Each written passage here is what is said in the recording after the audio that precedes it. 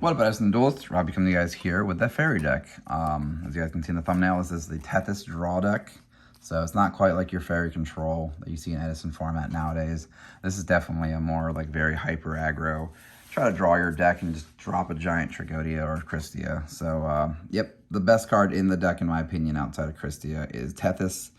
She says when you draw a card, you can reveal or draw a fairy monster or monsters. You can reveal one, draw another card, and then she keeps going, keeps going, keeps going. She misses her timing with Upstart, so that's really important to know because the deck does play Upstart. But other than that, yeah. Then we have 3 Hecatrice to get 3 Valhalla to cheese this card out really quickly.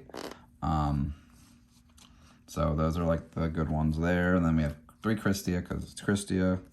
Trigodia, which is the boss monster of the deck outside of Christia, because you can draw like probably a good like 10, 11 cards, drop Trag, and he's just really big. So yeah. Then we just have like a lot of floater fairies. So we have 3 Shining Angel, 3 Nova Summoners, and then like other fairy monsters. We have 2 Honests. What's cool about this deck is it plays a lot of negation heralds. So we have 2 green, 2 purple, and 3 orange. I felt like if I went any higher on these other ones, it'd be clunky. But being able to Tethys draw until you have at least like a combination of these in your deck to kill them with Trigodia or just like establish Christia and then make sure that they can't come back with like a Wing Blast or like a Raikou. It's just insane. And then our 3 last monsters are like weird tech monsters. I think the build, this is almost Carpath's build card for card. I really like his decks a lot. Him and I are chit-chatting actually now, and shout out to him. He had these as 3-dimensional alchemists, but I don't see anything banishing in here outside of like Deep Prison and stuff.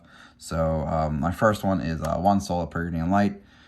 While this might be dead mid-game or start of the game, being able to just like mitigate your graveyard a little bit for Christia is really good. Second is we have 1 Athena. What she says is if a fairy monster is summoned, deal 600 to your opponent. And then you can send another fairy you control except for herself to the grave on your board and summon one from grave.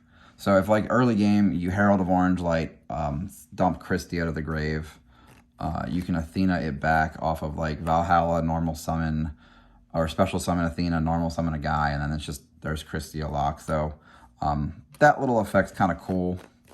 And then the burn's just kind of cute too. So yeah, and then last we have 1 Air Knight Parshath. It just draws cards, and it's another cool fairy monster in my opinion. So yeah, so that's all the monsters. The rest of the spells and traps, we've got 3 Upstart Goblin, 3 Legacy Ayada, and 3 Reckless Greed. So yep, that's the main deck, guys. Extra deck is really quick and easy. You don't go into it almost at all because the only tuner you have and only way to actually enter your extra deck is Herald of Orange Light.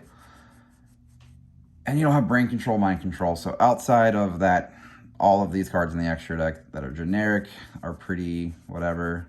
And then like the 5 stars in here only come up if like somehow your opponent were to, I don't know, creature swap you. So we'll just get into it. Chimera Tech, Cataster, Ancient Sacred Wyvern, Armory Arm, Venging Knight Parshath, Black Rose, Bryonic, Colossal Fighter, Araquez, Goyo, Android, Red Dragon Archfiend, Stardust, Thought Roller, and Urabellum. So yeah, just like a very generic extra deck that you're probably never going to go into outside of maybe a 6-star or an 8-star here and there. But yeah, guys, I hope you enjoy this. I'll catch you guys later. Peace.